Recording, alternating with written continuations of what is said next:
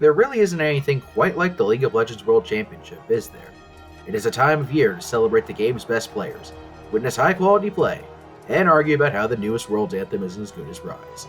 The regular seasons around the world have wrapped up, and only the best of the best will be fighting for the crown. But before we can get to the main event, 9 teams will have to fight their way through the play-in stage to make it to the newly implemented Swiss bracket. Let's meet the competition. I think it's an indicator that chaos reigns supreme and nothing makes sense anymore when I can be disappointed that the Golden Guardians only made the last chance qualifier. If you told anyone before 2023 that Golden Guardians would still be playing League of Legends in October, you would have been laughed out of the building. But thanks to veterans like Stixxay and Licorice rebounding to their old form, a PCS 1-2 punch of River and Gory, and the eternally underappreciated Hootie, here we are. And given their respectable showing against BLG and MSI and their 13-5 record in summer, it is a bit underwhelming if they only snuck in as the 4th seed. However, they are not to be underestimated. If Gory can rebound after a middling playoff performance and the rest of the team gets back to regular season form, their series against BDS is very winnable. And if they win that, the play-in stage should be little more than a victory lap. No matter what, Golden Guardians are playing with house money. An organization that spent most of its time in the LCS's basement, that hadn't had a 500 season, has now blossomed into a contender with a shot at glory. Just make sure in the offseason that 100 Thieves don't be going 4-5 in your roster this time. Continuing the trend of if you said this team was going to even sniff a World Championship appearance at the beginning of 2023, you were insane, but now that it's October, it's kinda underwhelming if they're only a 4th seed. It's Team BDS from the LEC. After a less than stellar entrance to the LEC, it was expected to be more of the same for BDS entering 2023. So imagine everyone's surprise when BDS not only wasn't cannon fodder, but started winning. A lot. You could thank Crowny re-emerging as a top 80 carry and the rookie of the split runner-up Sheo for that. LeBron and Adam rebounding after their disastrous 2022s didn't hurt either. But right now, I'm a little bit worried that BDS might have peaked too early.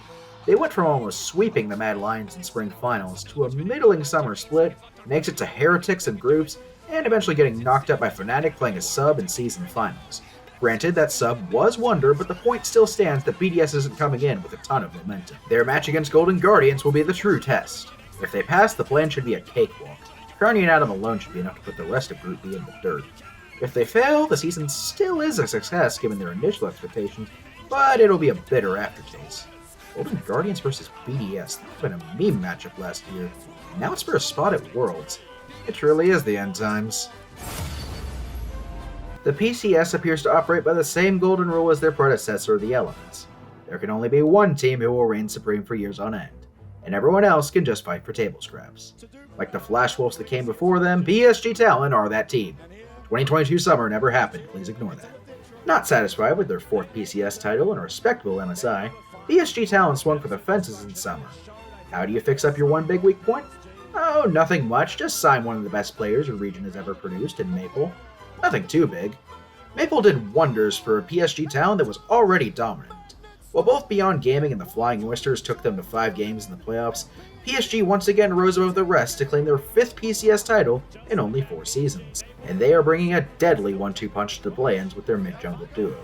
Former EDG sub Junjia was already PSG's standout player in spring and MSI, and not only has he not missed a step in summer, pairing him with Maple creates a deadly carry duo any play-in team should fear. Seriously, that pairing will put plenty of major region duos to shame.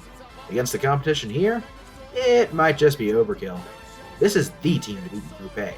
No questions asked. Out of the 9 teams here, the CTBC Flying Oysters are the team I'm most surprised made it here.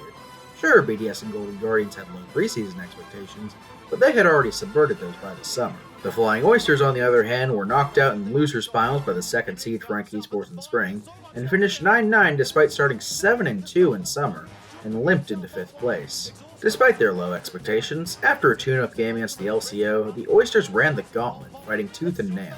3 out of 5 of their matches won all 5 games as they held off a reverse sweep from a 14-win Beyond Gaming to punch their ticket to Worlds, before capping off their run by going the distance with the God Kings of the PCS, PSG Talon. Running back 3/5 of last year's Worlds qualifying roster, CFO would be a comfortable frontrunner if they weren't in a group with a major region. If they want to pull off the upset, they'll be looking for their top laner Rest to do something special. Rest has been a consistent top 2 PCS top laner at minimum for about 6 years now, and he's unafraid to play carries. If everything breaks right for the Oysters, perhaps they'll make it back to the main stage. They are not a team to take lightly. If there is any what-if scenario in competitive league I'd like an answer to, it'd be this. What if Vietnam didn't miss out on so many international tournaments thanks to COVID? This was a region on the upswing that got the rug pulled out from under them and got sent back to square one. And they haven't really recovered since. Exhibit A, GAM Esports. While GAM has continued their dominant reign over the VCS, the days of being a true dark horse appear to be behind them. Their only win at Worlds 2022 was tainted by a bug, and at this year's MSI they couldn't even manage that. Knocked out by a region that hadn't ever won a best-of series internationally. But perhaps that humiliation will feed their hunger. There is still talent on this team.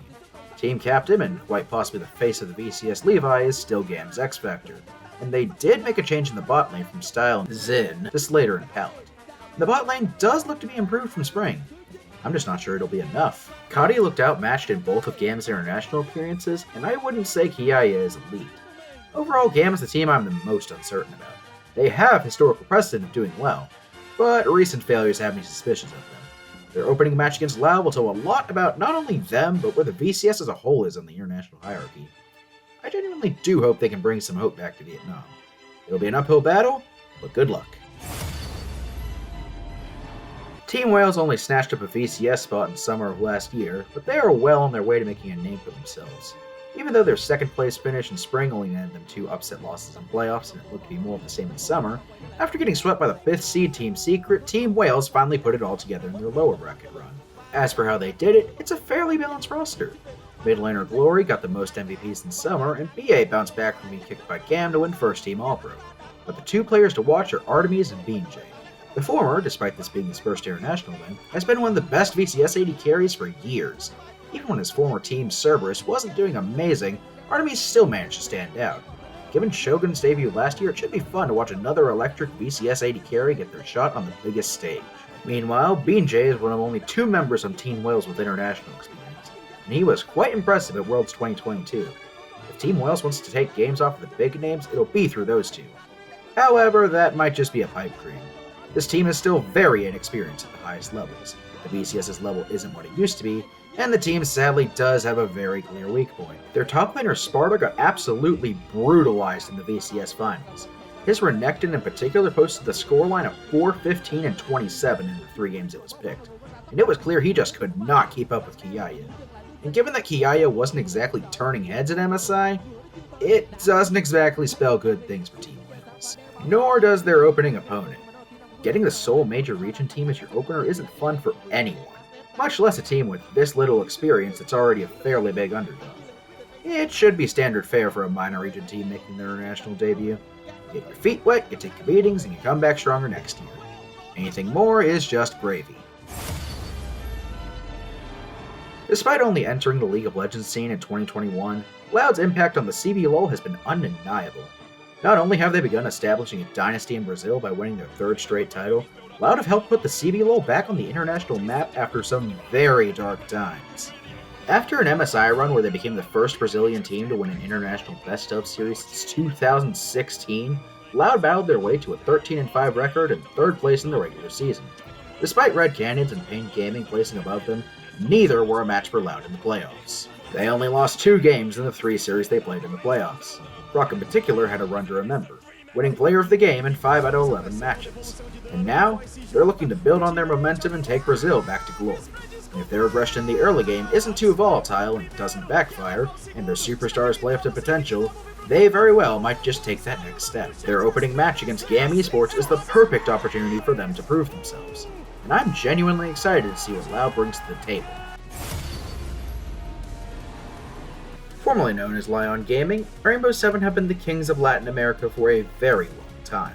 While others such as Isurus and Infinity have snagged a title or 2, it always comes back to R7. With 15 titles to their name, only DFM has a bigger domestic trophy case.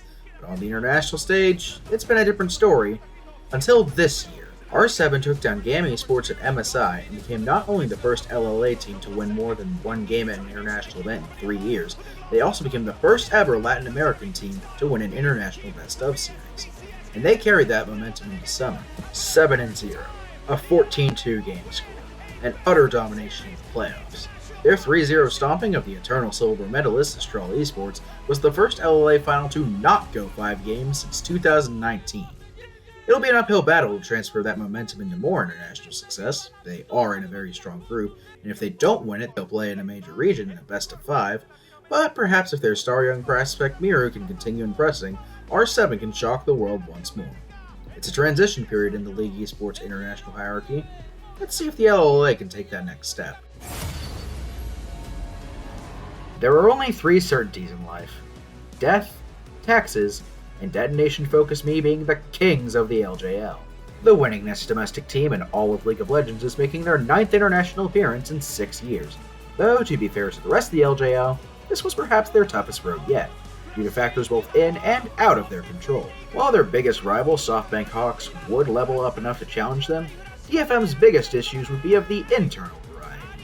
After a less than stellar MSI and having the unenviable task of replacing Evie, DFM's new top laner Toll 2 faced so much harassment from coaches, he fled from the gaming house fearing for his safety.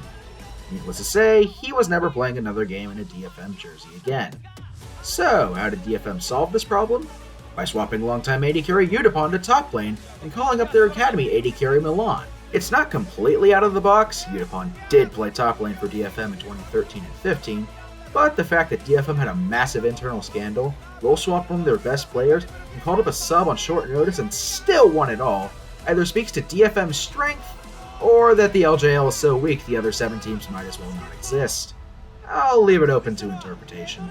As for what to expect for them from this tournament, the glory days of 2021 are long gone. That's not to say DFM is completely without hope. Steel has a ton of international experience, and their ace in the hole Arya is as good as ever. But at the end of the day, DFM are sending a role swap top laner and an academy player up against teams that outclass anything they played up against in the LJL. The best case scenario is they win their expected lower bracket match against Team Wales. Anything more is a tall ask. When it comes to the planned stage, it's going to be more about the journey than the destination. There are a lot of interesting storylines here. Can the VCS bounce back from a poor MSI? How will DFM look on an international stage given everything that's happened? Can Loud and R7 continue their rise to greatness? There are some interesting matchups here. So, why is it about the journey and not the destination? Because I'm going with the boring picks. PSG Talon and the Last Chance Qualifier winner make it out. The West went a combined 11-0 against minor regions and MSI. Expect either BDS or Golden Guardians to make short work of the competition. As for PSG, the PCS has been the undisputed top dog of the minor region since the VCS's fall from grace. Maybe if GAM gets back to 2017 form or if Loud step up, they can steal a game from them, but I just can't see anyone surviving a 5-game series with them. I am open to being proven wrong, however. The stage is set. May the best teams live on to fight another day.